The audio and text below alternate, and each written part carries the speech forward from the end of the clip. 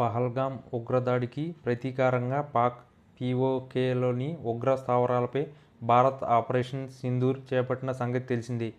ఈ missile surgical స్ట్రైక్లో దాదాపు 80 మంది ఉగ్రవాదులు చనిపోయారని తెలుస్తుంది. ఈ క్రమంలోనే ఆపరేషన్ సింధూర్ విజయవంతం కావడంపై ఇరు తెలుగు రాష్ట్రాల ముఖ్యమంత్రులతో పాటు AP deputy CM Pawan Kalyan స్పందించారు. ఈ నేపథ్యంలో పవన్ కళ్యాణ్ కీలక వ్యాఖ్యలు చేశారు.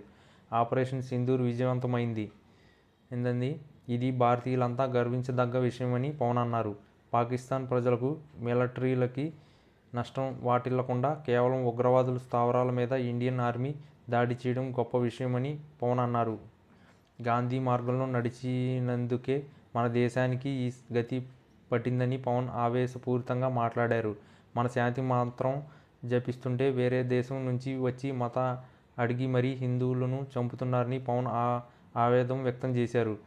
1990 నుంచి కాశ్మీర్ పండిట్లను చంపడంతో ఉగ్రవాదుల అరాచకాలు పెరిగిపోయాయని, అంత్యక్రియలు చేసే చోట సైతం మారణహోమం చేసి హిందువులను చంపేస్తున్నారని గుర్తు చేస్తున్నారు. ఈ క్రమంలోనే సెలబ్రిటీలు, సోషల్ మీడియా ఇన్ఫ్లుయెన్సర్లకు పవన్ డెడ్లీ వార్నింగ్ ఇచ్చారు. సోషల్ మీడియాలో ఏది పడితే అది పెట్టొద్దని హెచ్చరించారు. మీడియాతో పవన్ మాట్లాడుతున్న సందర్భంలో బయట కుక్కలు అరుస్తున్న శబ్దాలు ఆయనకు వినిపించాయి. దీంతో ఆ కుక్కలు మొరుగుతున్న మాదిరిగానే సోషల్ మీడియాలో ఏది పడితే అది పెట్టొద్దని వార్నింగ్ ఇచ్చారు. దేశానికి వ్యతిరేకంగా సోషల్ మీడియాలో ఎవరూ పోస్టులు పెట్టొద్దు. ఒకవేళ ఎవరైనా దేశానికి వ్యతిరేకంగా పోస్టులు పెడితే చర్యలు తప్పవని హెచ్చరించారు.